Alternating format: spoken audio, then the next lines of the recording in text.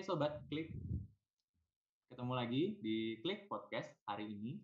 Dan kita hari ini kedatangan sekaligus tiga ya, paling banyak dari sebelumnya ini.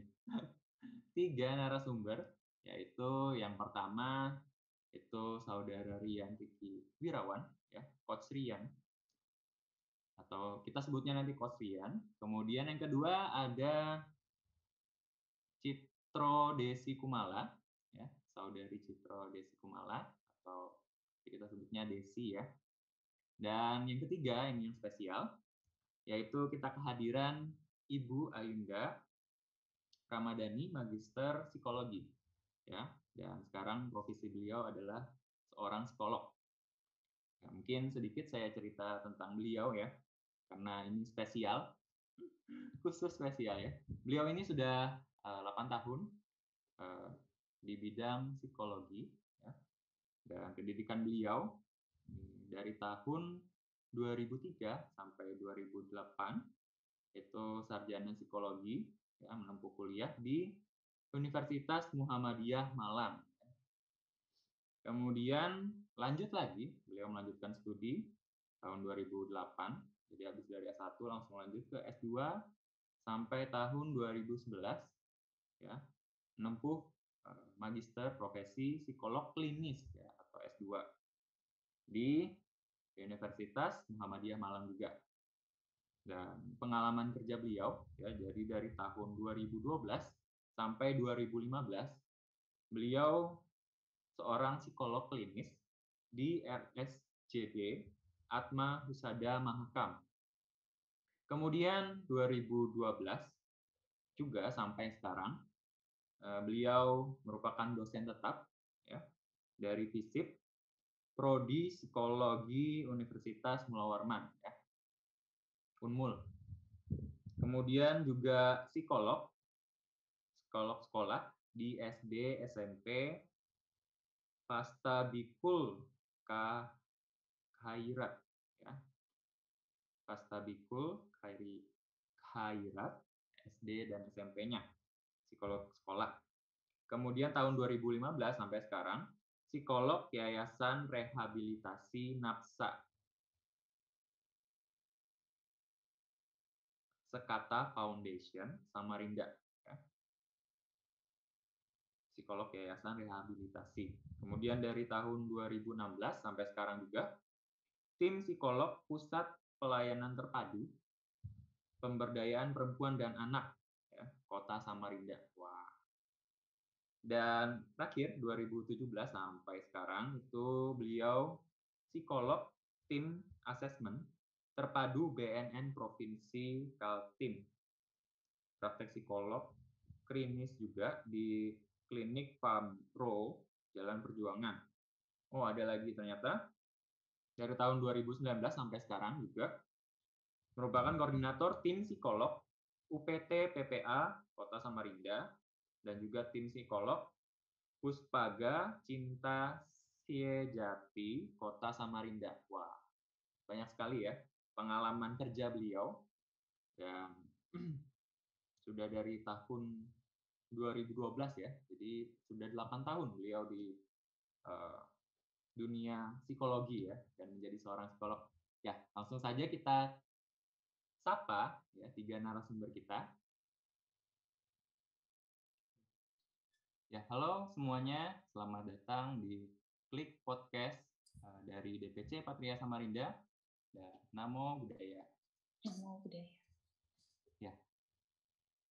Hari ini kita kedatangan 3 orang narasumber, teman-teman, yang luar biasa. Ada salah satunya yaitu Bu Ayunda Ramadhani, ya, dosen psikologi di Unmul atau Universitas Mula Warman. Ya, beliau sudah S2 ya, S2 psikolog dan dari tahun 2012 sudah berkarir di bidang psikologi. Ya. Iya. Bu Ayunda. Ya. Boleh saya Ibu? Hai, salam kenal, selamat siang. Baik, selanjutnya narasumber yang kedua itu adalah Rian Riki Wirawan. Halo. Saat ini beliau aktif sebagai coach ya, Iya. coach fitness. Dan yang ketiga adalah Desi, Citro Desi Halo. Kumala. Halo. Ya.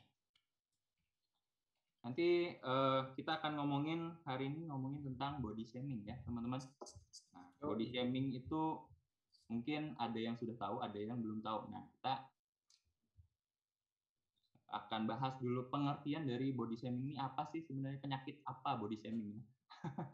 Mungkin penyakit atau makanan apa ya, kita kan nggak tahu ya. Nah, ini kita dengar dari Bu Ayu dulu deh. Bu Ayu selaku ya pakarnya sudah dari psikologi ya. Ya, silakan Bu. Body shaming itu sebenarnya apa? Iya, oke. Jadi tema kita siang ini tuh menarik banget ya, dan kita sering juga sih mendengar istilah ini juga gitu ya, body shaming. Mungkin pernah jadi pelaku gitu ya, secara tidak sengaja, atau juga pernah jadi korban gitu ya. Tapi kebanyakan sebenarnya pelaku body shaming ini sadar sih gitu ya bahwa mereka melakukan tindakan tersebut. Jadi body shaming itu sebenarnya masuk dalam kategori perundungan gitu ya, atau bullying gitu. Tapi nyasarnya fisik gitu ya, nyasarnya itu kondisi fisik. Jadi Bully misalnya, tapi fisik ya? ya, jadi bullyingnya itu verbal dan biasanya menyasar fisik karena dia body kan, body shaming. Jadi mempermalukan bentuk fisik biasanya ke sana arahnya. Jadi ya sering kan kalau misalnya, ih kamu kok gemukan sih, ih kamu kok ini sih ya. Kalau itu terus-menerus terjadi berulang-ulang gitu ya, ya bisa masuk kategori body shaming. Jadi body shaming itu secara sederhana adalah perilaku mengkritik atau mengomentari bentuk fisik seseorang dengan cara negatif gitu ya. Jadi Dan ya itu sih. berulang-ulang ya Bu? Ya, dan tendensinya berulang. Jadi Kalau atau sekali-sekali dengan nggak menyebut, apa-apa berarti? nggak boleh juga ya Oh. sebenarnya ya, tergantung kalau itu konteksnya dipahami sebagai bercanda nggak apa-apa, tapi kebanyakan arahnya kan jadi nggak bercanda kan, sebenarnya kan yang ngerasa itu jadi tersinggung. Nah ini Kurang juga baik termasuk, gitu ya. ya apalagi kalau itu kemudian jadi julukan nih Mas, jadi misalnya kayak, itu tuh si gendut, nah misalnya begitu, ya itu contoh ya, jadi sebenarnya itu yang dinamakan body shaming gitu. Berarti kritik baik yang langsung ataupun mungkin di chat gitu Bu? Iya, Masuk ya? betul. Dengan kecanggihan teknologi sekarang, body shaming itu justru dilakukan paling banyak melalui media sosial.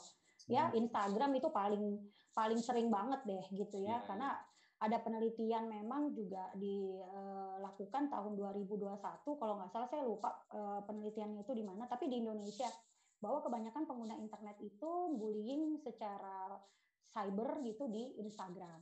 Karena Instagram itu kan memang yang dilihat visual kan. Nah, jadi paling mudah banget yang disasar adalah fisik gitu ya. Gitu sebenarnya Mas Adia. Jadi termasuk juga di dunia maya sekarang. Maya ya. Baik tulisan maupun ngomong langsung ya Bu ya? Ya, betul, melalui chat, melalui komentar ya, komentar pribadi gitu ya, komentar kita leave komen gitu misalnya di post seseorang ya, kalau dia lagi selfie terus kita komen gitu. Ih, ini jelek ini ya, itu udah masuk tuh kategori body shaming ya. Apalagi kalau chat personal kan WA grup, apalagi kadang-kadang di WA grup tuh suka dikira bercandaan gitu Mas Adi, padahal sebenarnya kan itu juga termasuk perundungan. Siapa juga sih yang senang dibilang begitu? Kan yang di Yes. Betul. Nah, itu lah ya poinnya di situ. Jadi body shaming itu menyasar fisik. Nah, gitu. Jadi itu sih. Ya, thank you Bu Ayu jelasannya. Body shaming ya. Jadi teman-teman udah mulai tahu nih, oh body shaming ternyata kita mengkritik atau mungkin maksud bercanda pun bisa jadi itu termasuk body shaming ya. Jadi harus hati-hati sekali gitu ya dalam berkomentar baik tulisan maupun verbal ya. Betul. Sekarang saya mau tanya nih pengalaman dari dua narasumber yang lain, dari Rian dan Desi ya. Katanya punya pengalaman mengalami body shaming sebagai dikata-katain. Bagaimana saya nggak tahu nih ceritanya nih. Kita dengar langsung dari Rian dulu deh. Dulu ya. Kalau body shaming tuh aku mengalaminya ada yang offline dan ada yang online. Kalau yang offline sendiri, kemarin aku kayak berkunjung ke rumah teman dancerku kan. Terus mamanya tanya kerja apa, kerja personal trainer. Terus dia tanya harga kan. dia lihat harga, terus dia lihat harga, dia lihat aku dari atas ke bawah kayak menjelekan gitu. Jadi aku kayak jadi aduh kecil banget nih, kayak harus pakai steroid kali ya biar gede gitu. Ada pikiran itu. Padahal cuma diliatin doang ya. Iya, diliatin tapi kayak dia kan kayak orang banyak duit lah, terus kayak merendahkan itu. Tapi mungkin ya dari mukanya aku kayak tahu dia kayak merendahkan itu karena dia punya gym juga dan personal trainingnya dia kan badannya gede-gede kan, yang kerja sama dia gitu. Terus kalau dari online akan bikin YouTube juga namanya Arvin Fitness ID. Nah itu tuh banyak banget yang komen negatif. Maksudnya bukan, maksudnya ada juga yang komen positif sih. Cuman kalau yang negatif ini kan lebih dibaca dan dirasapi deh ya. Apalagi 2 tahun lalu, setahun lalu itu yang paling banyak sih komennya. Contoh-contohnya bilangin aku badannya jelek. Padahal udah six pack kan, badan jelek, kok beraninya buka channel fitness. Ada yang bilang wawasannya kurang karena badan aku kan kayak nggak gede gitu kan, jadi dibilang wawasannya kurang, padahal yang aku ajarin itu bener, udah terbukti dari sainsnya juga.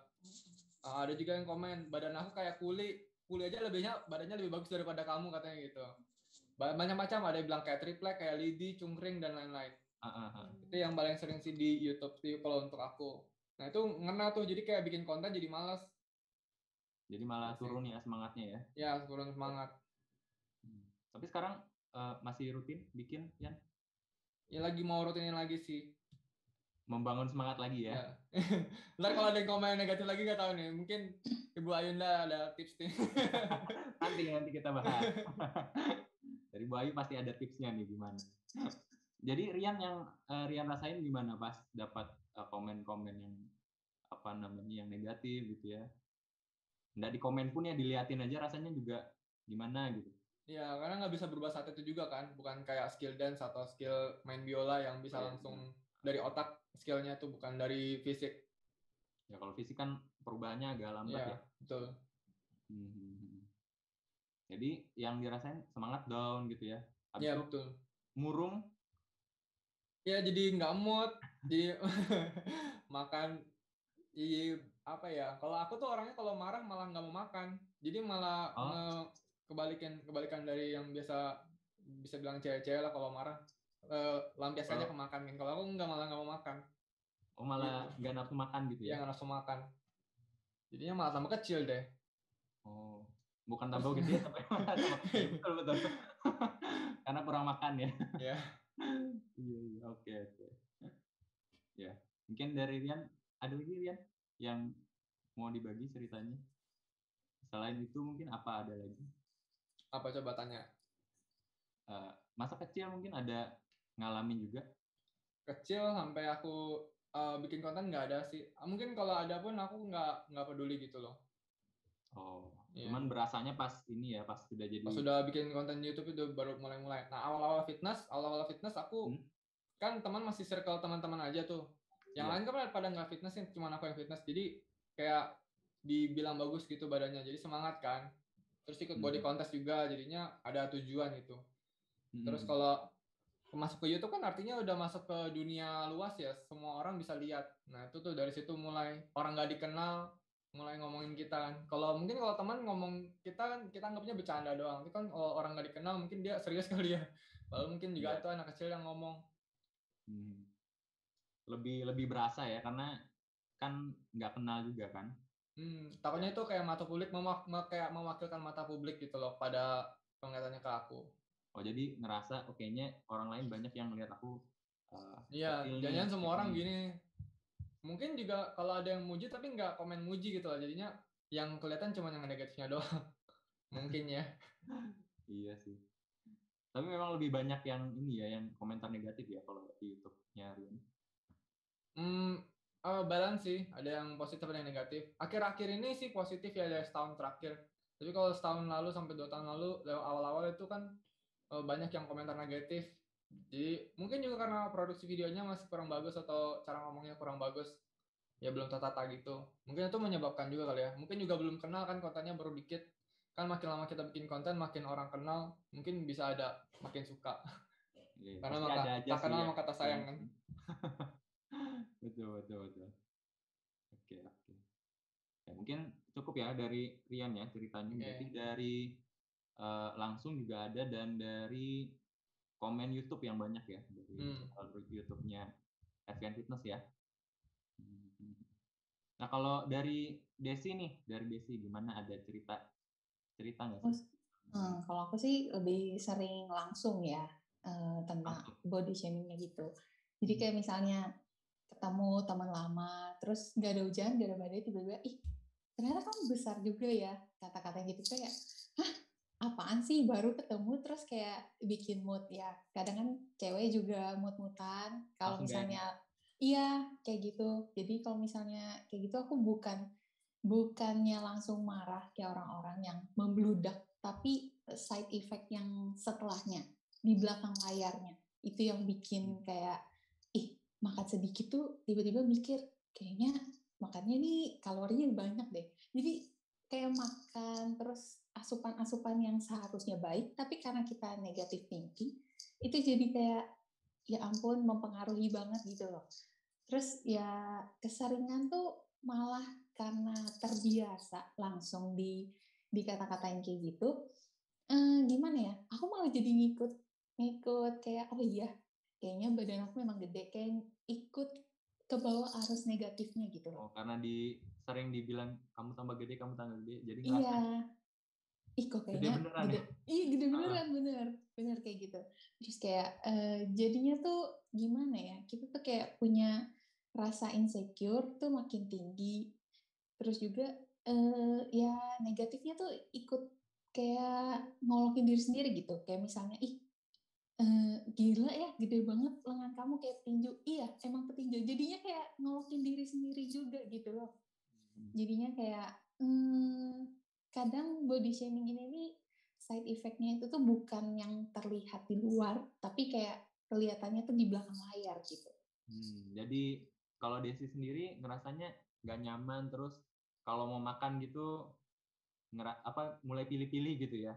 Iya, mulai pilih-pilih. Terus makan apapun tuh kayak mikir. Kadang juga kayak misalnya sebungkus Indomie itu nggak bakal kayak ngebuat kita langsung ngembang kayak gede banget kan. Tapi habis selesai makan itu tuh kayak ada guilty, kayak nyesel banget ya kenapa makan. Tadi tuh kenapa makan ini. Iya, terus kayak ngemil sedikit doang, tapi itu kayak jadi kepikiran. Kayaknya besok nih harus makan sehat, jangan makan sampah lagi. Padahal itu cuma sedikit, tapi sebenarnya nggak ngaruh. Tapi karena pikiran negatif, jadinya bercermin pun kita ngelihat badan kita tuh jadi kayak, iya ya, gede ya abis makan ini ya. Sebelumnya nggak pernah gitu ya? Sebelumnya tuh nggak pernah kayak gitu. Kayak ya udah, yang penting udah makannya makan, seimbang, gitu sehat. kan? Iya, kayak gitu kan. Besok ya udah bakar lagi gitu. Tapi ada kecenderungan kayak gitu tuh. Maksudnya habis makan terus mau bakar lagi gitu, atau iya, olahraga gitu. Ada sebenarnya. Tapi karena negatif efeknya tadi yang munculnya belakangan jadi kayak aduh mager ya, malah stres mikirin gimana jalan pintas supaya cepat kecil. Kayak gitu sih. Yang sebenarnya aku tahu itu nggak sehat. Ya kan? Jadi kalau Desi langsung pas ketemu teman ya, kata-katain tambah gede ya gitu ya. Iya benar. Kalau dari chat gitu atau jarang ya? Nggak pernah sih. Mereka tuh lebih spontan. Karena kan lama nggak ketemu, tiba-tiba gendutan, gedean. Sebenarnya itu gimana ya, simple. Cuma sebuah kalimat, tapi itu kayak side effect-nya tuh ke belakangan tuh beruntung lah. Terus. Benar banget. Kalau kepikiran berapa lama biasanya? Kepikiran cukup lama. Lamanya tuh gimana ya? Tergantung. Kalau misalnya cewek kan kadang-kadang ada masa-masanya lagi PMS ya. Itu beneran stresnya tuh sampai lama banget. Sampai kadang aku lebih milih gak makan daripada ya karena pikiran kata-kata orang tadi tuh nyantol banget di kepala. Gitu ya? Iya. Kok boleh tanya nggak? Boleh. Sampai nangis nggak itu stresnya? Enggak sampai nangis, tapi sampai kayak puasa. Makannya tuh sedikit banget. Terus kayak yang harusnya asupan-asupannya tuh bisa menjadi energi, tapi karena asupannya sedikit malah Aku sih pernah baca asupan sedikit itu malah jadi lemak ya. Nanti mungkin Rian Iya. Nanti kita bahas di podcast berikutnya yang soal diet. Siap. Tentang energi dan makanya harus ikutin terus ya. Lanjut. Yang tadi, berarti kalau stres terus nggak makan gitu akhirnya. Iya. Lebih pilih nggak makan daripada nanti badannya kayaknya jadi tambah gede gitu ya. Bener banget. Betul. Selain itu kalau ngatasin Desi ngerasanya selain itu apa sih? Setelah habis stres tuh ya lama, jadinya malah kayak ngebalas dendam. Makannya tuh udah acak adut sembarangan, ya udah makan apa yang pengen dimakan. Jadi malah ini kan makin balas dendam gitu ya. Iya, benar banget. Karena rasanya juga pasti lapar banget kan nggak makan. Iya benar, karena menahan pengen makan ini itu, malah nanti ke belakangnya setelahnya lagi tuh balas dendam. Puas-puasin pokoknya makan. Iya benar banget. Puas-puasin lah pokoknya. Jadi makan paling banyak pas balas dendam apa aja nih? Snacking. Aku karena lebih senang snacking, aku snacking micin. Snacking itu snack makanan ringan. Oh iya. Ya kayak gitu. Terus kayak makan roti, makan tepung-tepungan. Pokoknya yang nggak sehat lah menurut aku. Versi aku. Akhirnya gitu nyesal lagi gitu. Iya, nyesal lagi dong. Kayak gitu aja terus. Ya? Iya makanya. Bener. Kalau masa kecil gitu ada mungkin dulu sih masa kecil ya. Aku tuh sebenarnya dulu tuh kurus. Tapi karena menurut keluarga anak kurus itu nggak sehat, akhirnya saya dikasihlah satu ramuan yang membuat tuh saya menjadi berisi seperti itu. Makanya sebenarnya jadi tambah banyak gitu. Iya benar. Nah terus kalau masa kecil tuh enggak ini sih, karena di lingkungan keluarga emang pada bongsor-bongsor, jadi merasa normal, tapi ketika keluar dari lingkup keluarga tuh kayak, oh standar, aku tuh beda dari standarnya orang Indonesia gitu, wanita Indonesia. Yang kecil, kurus, ya jadinya di situ insecure makin tambah. Tambah body shaming lagi ya. Iya, makin lah komplit. Oke. Ya. Nah ini sekarang tanya ke Bu Ayu nih. Kalau dari ceritanya Rian sama Desi nih Bu. Oke. Ya pertama-tama saya sampaikan ke Mas Rian dan Mbak Desi gitu ya. Terima kasih sudah berjuang gitu ya. Terima kasih sudah sampai di tahap ini mau berbagi dengan kita semua gitu ya. Jadi mudah-mudahan podcast hari ini tuh nanti juga bisa didengar dan akhirnya jadi motivasi ya Mas Adi gitu ya. Iya betul. Nah jadi memang apa yang tadi disampaikan Mas Rian dengan Mbak Desi itu ya itulah adanya gitu ya. Ketika seseorang mengalami body shaming, kebetulan juga banyak yang ke praktek saya tuh Mas Adi usia-usia remaja, dewasa awal itu banyak banget memang kena body shaming gitu. Jadi mereka sampai ada yang akhirnya self harm gitu ya, mereka cutting gitu ya, mereka nyakitin diri sendiri dengan banyak form ya, banyak bentuk gitu. Jadi yang paling parah sih depresi ya, ada yang memang pernah mengalami itu. Jadi memang inilah kenyataan bahwa body shaming itu tidak main-main efeknya gitu ya. Bahkan sampai tadi kalau katanya Mas Rian juga dibilangin kayak lidih, kayak cungkring, itu kan udah luar biasa banget ya damage-nya gitu ya. Jadi memang akhirnya jadi sampai ada perasaan minder, perasaan rendah diri gitu kan, itu adalah suatu dampak dari body shaming. Nah kalau Mbak Desi tadi menyampaikan bahwa ada komentar ya, kok kayaknya lebih berisi gitu ya. Nah ketika baru ketemu, tahu-tahu udah dikasih, bukannya nanya kabar, bukannya nanya gimana sekarang keadaannya gitu ya, ya malah yang disasar bentuk fisik kan. Nah itu kebanyakan basa-basinya Indonesia tuh gitu sih emang ya, basa-basinya masyarakat tuh suka kayak gitu gitu ya.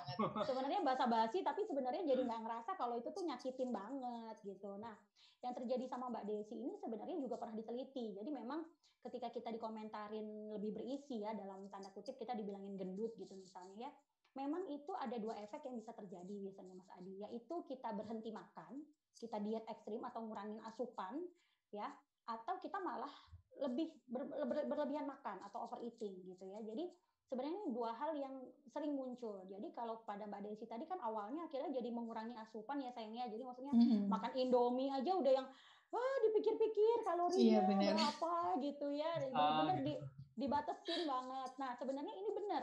Mbak Desi tadi sampaikan bahwa kita hidup di norma sosial masyarakat Indonesia yang mencitrakan perempuan itu langsing gitu ya, kurus gitu ya. Nah, ini yang sebenarnya adalah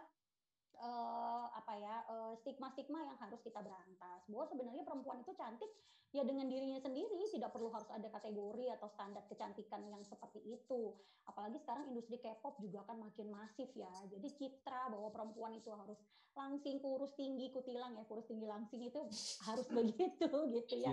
Padahal sebenarnya nggak kayak gitu kan. Sebenarnya kan kunci kebahagiaan itu adalah kalau kita happy dengan diri kita sendiri apapun gitu ya. Yang penting sehat ya, yang penting sehat gitu. Nah, tapi kalau udah dikomentarin gendut itu ya kadang-kadang memang efeknya jadi seperti Mbak Desi tadi gitu ya. Akhirnya jadi kurangin makan. Kemudian kenapa ya itu ngefek banget ke saya ya karena memang stigma tadi bahwa kita memang sudah punya persepsi bahwa memang perempuan itu harus kurus. Jadi aku kudu diet nih. Nah, ini yang kadang-kadang ngelit ke kondisi-kondisi anoreksia, bulimia, ya gangguan-gangguan makan yang lebih serius nih. Gara-gara body shaming ini semua gitu karena bullying verbal tadi yang khusus menyasar fisik. Sehingga banyak yang akhirnya ya diet ekstrim gitu ya atau olahraga gila-gilaan ya supaya cepat kurus. Padahal tadi ya kita bilang juga tadi siapa yang sampaikan nggak ada tuh sehat itu instan, kurus itu instan kan. Jadi nggak bisa juga dengan ngurangin makan kita tahu-tahu langsung kurus. Padahal harus diimbangi dengan olahraga. Nah itu yang terjadi sama Mbak Desi. Kemudian at some moment gitu ya kita akhirnya jadi udahlah makan aja lah udah nggak usah peduli lah apa kata orang. Ada juga yang kayak gitu. Karena kadang-kadang sebenarnya ketika kita stres gitu ya kita makan, kita cenderung suka makan yang asin, micin tadi, atau manis. Nah, sebenarnya memang ada kandungan gizi, bukan kandungan gizi, kandungan dalam bahan makanan yang manis-manis itu yang bikin kita jadi lebih berenergi. Dan itu bisa membangun mood yang sebenarnya bikin kita happy. Tapi kan jadi masalah kalau motivasinya adalah untuk ngilangin stres ini makan manis melulu, akhirnya coklat, es krim, permen, ya atau micin lah yang bisa bikin kita hipertensi. Nah, akhirnya kan jadi malah bukan sehat ya artinya, malah bukan goalnya dapat sehat tapi dapat sakit. Malah tambah gemuk juga Bu karena banyak betul. Makan manis ya. Betul, dan akhirnya ini menurut penelitian di London waktu itu pernah diteliti juga, akhirnya kita jadi obesitas. Nah, kalau udah obesitas gitu, yang ketemu kita pasti akan body shaming terus kan. Akhirnya polanya begitu terus gitu ya. Jadi ini harus di-stop. Bagaimana caranya? Nanti kita bicarakan pengelolaan untuk menghadapi body shaming ya. Jadi nanti kita bicara ke sana ya. Kalau dampak buruknya paling buruk dari body shaming-nya apa sih Bu? Orang dampak gimana? Ya, secara psikis ya, kita bicara psikis memang biasanya adalah perasaan rendah diri dulu. Itu yang paling muncul. Kayak tadi Rian alami ya. Yes, betul. Jadi perasaan minder, rendah diri, mempertanyakan, betulkah saya segitunya gitu kan ya? Betulkah saya secungkring itu gitu ya? Padahal kayaknya udah six pack gitu ya. Jadi sebenarnya penilaian kita jadi nggak objektif gitu kan karena kita terlalu memikirkan apa yang orang sampaikan gitu ya. Jadi memang kata-kata orang. Yes, terbawa dengan kata-kata orang gitu. Jadi memang yang paling terjadi paling mungkin itu ya memang merendah diri, minder, kemudian pikiran negatif muncul. Ketika pikiran negatif ini tidak dikelola, ya akhirnya muncul pola-pola perilaku nggak sehat. Kayak misalnya tadi berlebihan makan atau malah nggak mau makan gitu ya. Kemudian menyakiti diri gitu ya, menganggap diri tidak berharga. Kalau sudah begitu, nanti panjang nih jadi depresi ya, gangguan-gangguan yang lebih berat. Bisa sampai gangguan pola tidur. Ya? Yes, betul. Ya, sebenarnya tadi body shaming ini kan salah satu bentuk dari bullying. Nah, kita tahu bersama bahwa bullying itu nggak punya dampak positif kan. Jadi ya bullying itu ngelitnya ke depresi kan, ke bunuh diri kan, yang paling bahaya gitu. Nah, itu yang kita nggak mau. Ya, banyak kan artis-artis yang bunuh diri. Kalau kita suka Korea, misalnya gitu kita baca berita kan ada beberapa artis yang bunuh diri karena nggak kuat nih dikomentarin. Nah, arahnya kan body shaming gitu loh. Nah, itu sebenarnya udah ancaman nyata ya. Jadi ya kita harus stop body shaming gitu ya. Kalau untungnya di Indonesia maksudnya dalam sisi body shaming-nya itu kalau dibanding dengan Korea ya Bu, gimana? Mungkin ada. Kayaknya kalau di Indonesia yang baru-baru ini tuh ini ya, ini nih yang saya baca berita itu yang di Indonesia Next Top Models ya. Ada kan salah satu kontestan yang bilang kalau dia gangguan makan, terus sama Deddy Corbuzier sama si Luna Maya itu dikomentarin, masa sih kamu bisa gangguan makan? Nah kayak gitu-gitu tuh. Kamu kan kalau nggak salah ya, saya juga bacanya di Twitter waktu itu. Jadi memang komentar-komentarnya menjurus kepada sanksi gitu. Nggak mungkin lah kamu tuh bisa kena ini, bisa kena ini. Ya akhirnya jatuhnya jadi fisik kan gitu. Jadi sebenarnya kalau kita cari fenomena yang sampai bunuh diri mungkin saya juga belum ketemu ya. Cuman setidaknya memang kita perlu aware bahwa body shaming ini berbahaya gitu loh. Masa harus nunggu orang bunuh diri dulu sih baru kita blow up gitu ya body shaming ini gitu kan. Padahal sebenarnya sesinya hari ini baru 2 aja udah luar biasa damage-nya gitu ya. Dari Mbak Desi juga dari Mas siapa tadi Mas Rian gitu ya. Jadi sebenarnya body shaming ini nggak main-main gitu ya. Dan ini bisa menyasar siapapun. Anak kecil ya mulai dari usia remaja ya anak-anak kelas 5, kelas 6 itu kan juga udah aware ya dengan bentuk tubuhnya. Iya, nah, ada bahkan itu, kalau saya dengar itu anak SD juga mulai diet. Kenapa sudah mulai diet gitu loh. ya kelihatan betul. gemuk katanya gitu kan. Iya betul ya, ini karena ya tadilah ya standar kecantikan gitu ya, standar kegantengan seseorang gitu ya dilihat dari fisik. Ya, itu di seluruh dunia tuh sebenarnya seperti itu kan Mas Adi ya, bahwa kategori cantik. Ada kan istilah di media sosial bahwa cantik itu privilege gitu ya, cantik tuh boleh aja bikin bikin konten-konten macam-macam karena ganteng, karena cantik. Sedangkan yang nggak ganteng dan nggak cantik nggak punya privilege itu. Itu kan sebenarnya juga udah body shaming kan, gitu loh. Ya, apalagi kalau kita nah apalagi kalau saya sih kebetulan suka aktif di Twitter ya, bukan aktif nulis cuitan enggak, cuman saya suka bacain berita gitu. Jadi kebanyakan memang di Twitter itu banyak banget istilah-istilah kayak gitu ya. Jadi memang kalau orang cantik mah bebas gitu ya. Kalau Raisa yang ngomong mah bebas gitu ya. Tapi kalau yang ngomong KKI, nah itu udah body shaming banget kan gitu. Jadi membandingkan artis satu dengan yang lain itu sebenarnya udah budaya kita ya, dan itu harus di stop gitu ya. Itu harus stop tuh yang seperti itu gitu ya. Tapi memang susah sih, tantangannya banyak ya. Kita kalau mau ngerubah body shaming ini karena masif banget. Kita juga tumbuh kan kayak gitu ya. Coba deh cek dari cek Mas Adi, Mas Rian, Mbak Desi. Dari kecil kita udah, kamu nih jadi anak perempuan kok gini banget sih. Kamu tuh harusnya kalau anak perempuan tuh begini. Ya saya pun juga tidak luput ya dari body shaming gitu ya.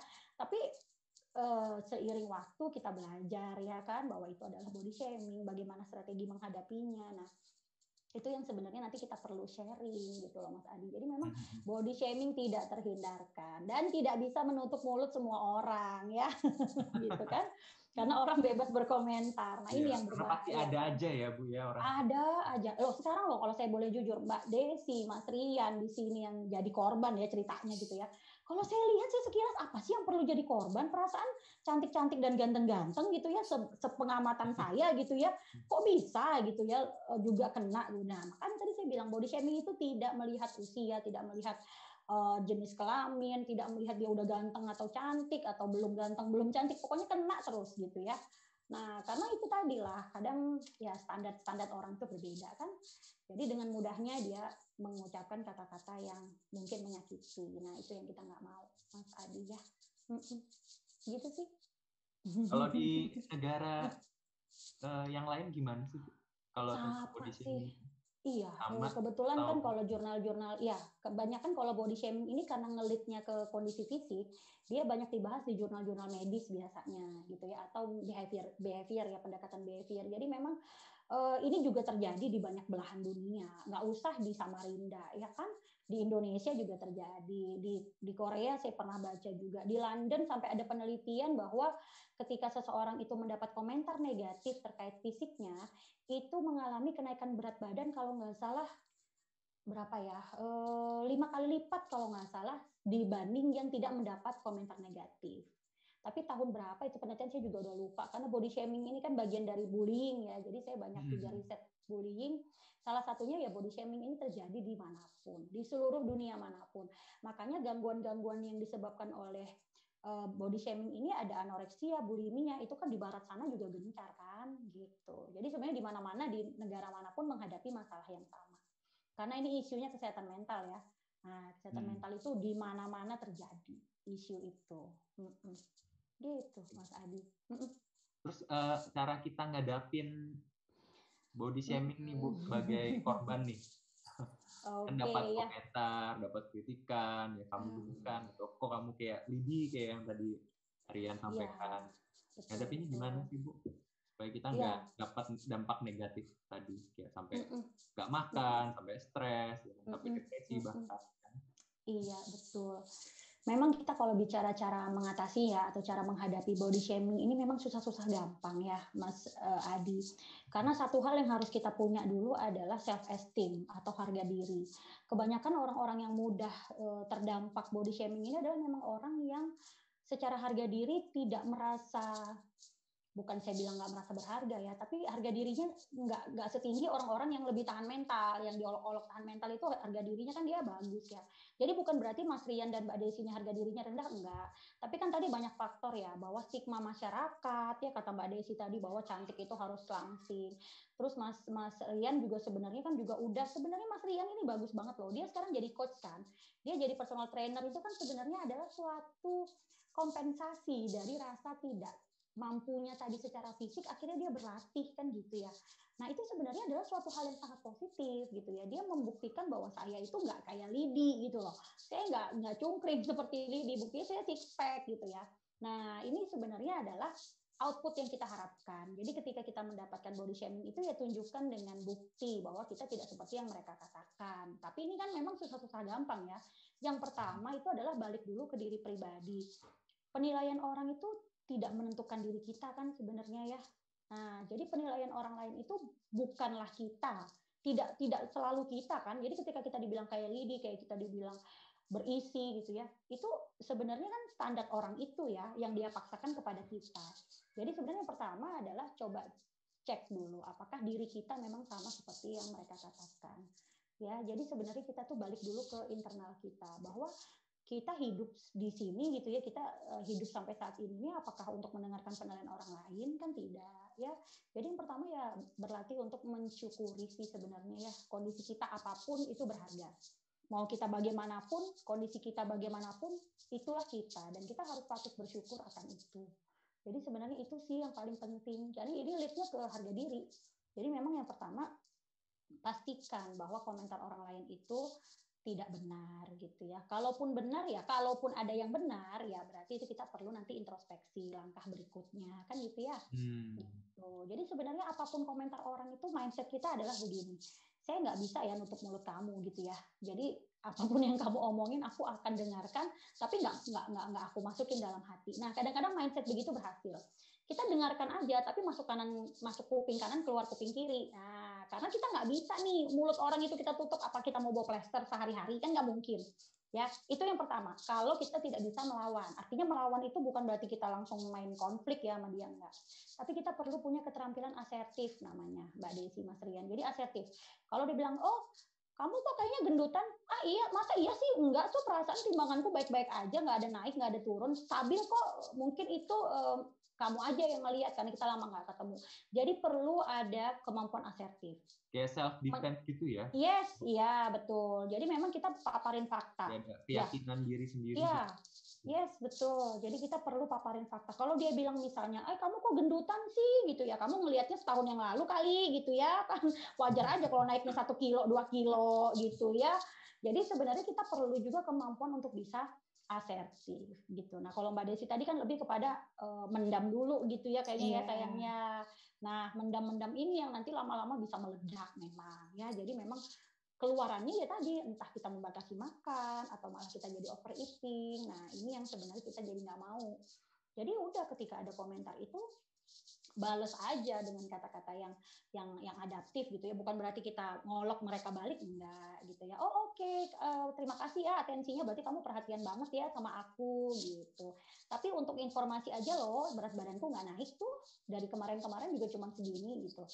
Nah, mungkin kamu basa-basi aja kali ya, kamu kehabisan topik ya. Nah, gitu. Jadi sebenarnya perlu begitu. Nembak balik ya, Bu. Yes, to the point. Dan kalau mereka memang konteksnya bercanda ya mereka nggak akan tersinggung ya kan gitu ya kalau konteksnya hanya sekedar basa-basi. Tapi kalau sampai ternyata mereka sengaja menyasar kita, nah berarti kan ini sebenarnya pukul telak gitu ya bagi mereka. Oh kok Desi berani ngelawan sih gitu ya, kok Rian berani komentar sih gitu ya. Nah Kan sebenarnya yang pembuli harapkan itu adalah kita ngedown. Ya jangan tunjukin kalau kita down gitu. Jadi pembuli khususnya yang suka melakukan body shaming ini akan seneng kalau kita kedampak gitu. Yes. Jadi ya udah jadi chin up gitu ya, tetap dagunya diginiin gitu ya. Iya kamu basa-basi aja kali gitu ya, kehabisan topik ya. Nah begitu. Itu kalau kita mampu ya. Tapi tentu itu butuh latihan sih Mas Adi ya. Karena banyak juga kan korban-korban yang mengalami body shaming ini nggak berani gitu loh untuk speak up gitu ya. Nah ini yang kadang-kadang kita perlu pahami juga. Karena memang kondisinya nggak menyenangkan. Siapa sih yang seneng dibanding-bandingin fisik gitu ya? Itu kamu kurusan, kamu kok kamu iteman sih, kamu kok ya gitu ya, banyak banget komentar-komentar yang menyakiti hati sebenarnya. Atau sebenarnya bisa jadi nggak verbalnya langsung, bukan kamu gendut, kok kamu kayaknya kurusan, kamu iteman, kamu gendutan, nggak begitu. Kadang-kadang ada komentar juga misalnya, kamu olahraga Gi, kamu diet loh. Sebenarnya nggak ngomong langsung kan, nggak ngomong langsung, tapi ada komentar begitu, kamu diet kek, olahraga kek gitu ya. Itu sebenarnya juga body shaming gitu ya. Jadi itu yang sering kali kita dengar gitu ya. Jadi apa yang harus kita lakukan ya pertama cek dan recheck benar nggak sih saya seperti yang dia bilang. Kalau nggak benar ya lakukan latihan tadi bisa speak up ya, keterampilan asertif. Kemudian juga refleksi kita tuh patut bersyukur dengan kondisi saat ini gitu ya. Apapun saya, ya itulah saya dan saya bahagia dengan keadaan saya sekarang.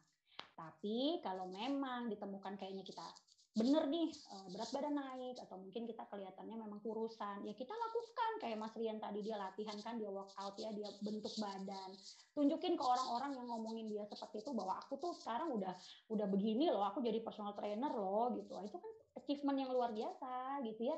Dan Mbak Desi juga dengan pola-pola makan yang sekarang mungkin lebih sehat gitu ya. Nah itu adalah suatu achievement kan yang harus kita yang harus kita banggakan gitu loh ya. Jadi ya kita juga jangan diam aja gitu ya. Ya kalau memang ternyata kita dibilang kamu kok sekarang banyak jerawatnya sih, jerawatan, ya cek dan recheck bener nggak sih. Oke, kalau emang bener ya kita lakukanlah upaya-upaya untuk memperbaiki itu. Tapi bukan berarti itu menjadikan kita buruk, tidak kan gitu loh. Yang kita harus highlight di sini itu adalah komentarnya negatif, komentarnya jelek gitu loh. Nah, komentar jelek itu yang harus kita lawan. Tapi siapa tahu itu bermuatan positif, misalnya memang kita jerawatan gitu ya. Ya kita juga jangan diam aja kan. Ya itu jadi refleksi. Juga ya, gitu. Yes, itu jadi introspeksi. Oke deh. Itu jadikan motivasi gitu loh. Ya, jadi motivasi supaya kita juga bisa lebih baik gitu. Malah jadikan itu semangat buat semangat kita ya. Betul. Jadi orang-orang yang ngebully kita itu nantinya ketika ngelihat kita udah wajahnya glowing gitu ya, mereka akan diem kan, bingung apalagi yang mau disasar gitu ya. Nah, jadi begitu sih. Ya, itu sih Mas Adi ya.